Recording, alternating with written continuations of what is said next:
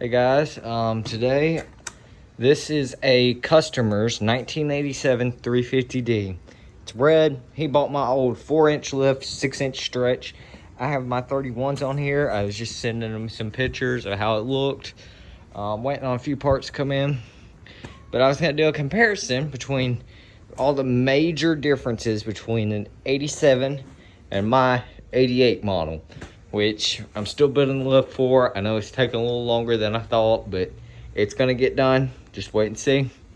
But the biggest difference, okay, we'll start off with, obviously these are aftermarket handlebars, but from the factory, this model 87 has chrome handlebars, a little bit different there. There are a couple different plastic styles, but these are both the same plastic styles, and my bike came with this exact rack and front bumper, so they're almost identical. But yeah, you got the chrome handlebars, you got the cage over the headlight, which I really like on this model. It's really cool touch. Seats were different colors. Obviously I can't prove that I've sold my seat. And the biggest thing I saw was there's no compression release. You can't do it manually like you do on this one. So I was looking around, and I'm doing a 15% gear reduction on it. And I was like, what is that? Well, apparently when you kick it over, it lets off the compression at the same time, which I think is pretty cool. But yeah, that's some of the bigger differences I saw. I'm trying to think if there's anything else. Oh, keys were different. Like, my key is much smaller than his. And I'm not talking about like the width out here. I'm talking about like this part. And apparently, and I did ask him, and that's the original ignition in his bike, and it's the original one in mine. So there's the difference. Kind of weird. And no, they won't, like, it won't go into each one. It will fit in there, but it won't crank it. What else was different in between these models? Trying to think, y'all. A lot of stuff's been deleted. Obviously, he bought my old lift. He also bought my old exhaust. I'm gonna be snorkeling it, doing a 15% gear reduction. I gotta fix the carb. The bowl's stuck open and it leaks gas. Snorkel. What else? Gear reduction. He didn't have a front rack. He just had that zip tied on. It's like off of 400 Foreman or something. But we've got him an OEM front rack. It just came in. I've got one bolt in it. Gotta go find some bolts that actually work for it. And I gotta find some for these rear fenders because there's none in there. But yeah, it's coming together good. Put a new starter in it. Got it running. But yeah, this is it. Pretty sure my 1988 ain't too happy to see another 350D around. But very soon we'll have this one going again and get back on the trails. I want to go ride with him. This is my buddy Jay, and I want to do a comparison of my 88 and his 87, which I'm not sure what size tires he's going to put on his. These are 31s. You cut the front fenders, you can clear 32s, maybe 33s.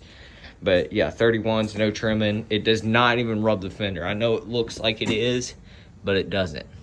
It rubs the swing arm when you turn too tight. 1-inch spacers would fix that.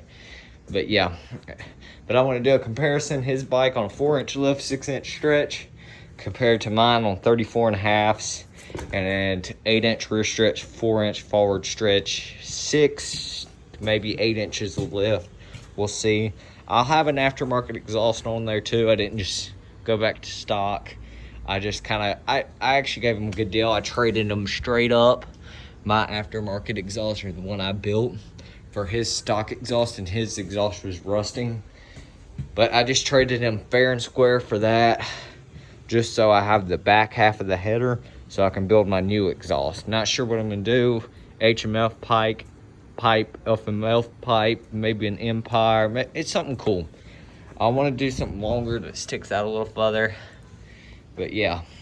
Also on the rear swing arm, I traded, well, $100 on his side, and he got the whole lift and this extended swing arm and whatnot. And I got his stock swing arm in return and shocks. But yeah, that's just kind of how it's gone. Fix the steering play. It's very simple. I wish I would have done a video on it because I've done it in both of my bikes, or both of these bikes. Not this one's not mine, but it's just a little bushing right here. It's like a $50 part, and when it's worn out. Every 350D I've ever seen, I've only seen 4 in my lifetime, you could wobble it back and forth. But now that you put that new bushing in, you can wobble the bike by it.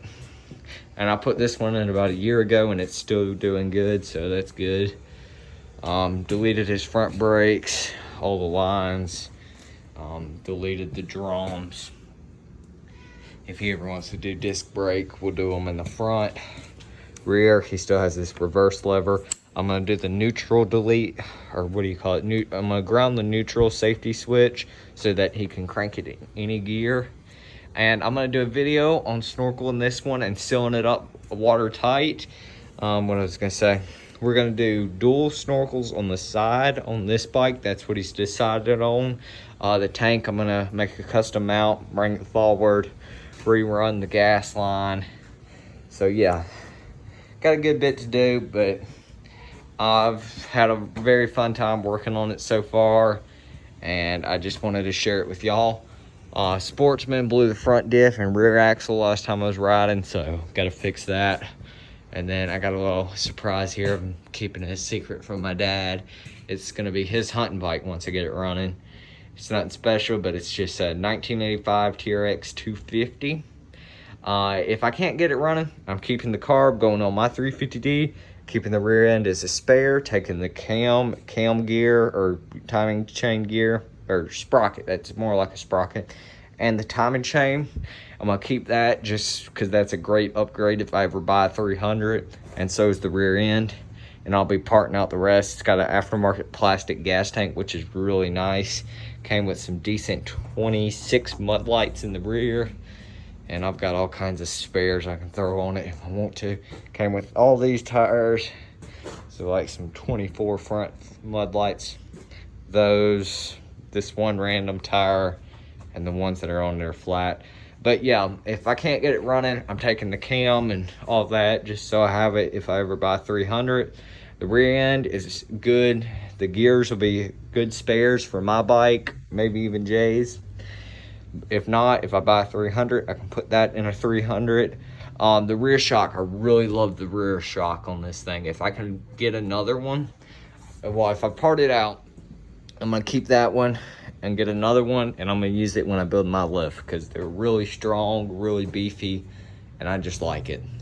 Had pretty good plastics. There's a hole in the storage. I think I'm just gonna use zip ties to fix that. Pretty simple. Seat wasn't in the best condition, but whatever. And yeah, that's it. I got it to turn over. It's mostly electrical problems. It makes a good compression. The motor seems tight, so that's good. I got it to turn over so starter and solenoid do work. But yeah, I'm just not getting spark. Ordered a few things, and then I noticed it's missing the regulator. So got to get a regulator, and I'll go from there. But yeah, it'll make a perfect little hunting bike. I'll probably do a video on doing a short snorkel on it, probably do a winch, a few other things. Yeah, but if y'all ever need some work done on older Hondas, ATVs, especially 350Ds, 300s, I'll do work on Sportsman's, Razors, anything like that, hit me up at Vance_W_33 on Instagram or VW Off-Road. Also, I'm waiting on this skid plate for my 88. I'm waiting for a skid plate. Jay ordered it. He's having it shipped to me to come in for this bike because it's missing it for some reason. It was missing that front rack. It's missing the rear rack and the little pull bar. He hasn't decided yet, but I think I'm going to convince him to get at least a pull bar because I like to be able to stand up on my bikes, and you don't want to stand on this. These plastics are in pretty good shape other than right here. But yeah, thought I'd give y'all a little update on it. It looks very good. And this is the ideal way to build a 350D in my opinion. It's very reliable, very fun. 15%. I've turned these 31s fairly well. You do EBC clutches while you're in there, and a Foreman 450 clutch, you can spin them. That's what I had in this. Still have those same clutches, just a 69% now, just to help fling these bad boys. Front diff, I just got done with the washer trick to make a locker. So I put that back together, Loctited it good. Got to throw the diff together. Still got to swap out the bearings in there, and I've got to take this bearing out. But yeah, we're getting there. I'll get you on an update soon.